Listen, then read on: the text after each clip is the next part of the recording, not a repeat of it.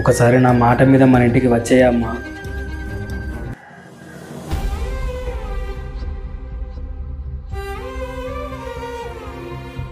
ఏమన్నది నాన్న? కోడలు విడాకుల పేపర్లు పంపించిందిరా.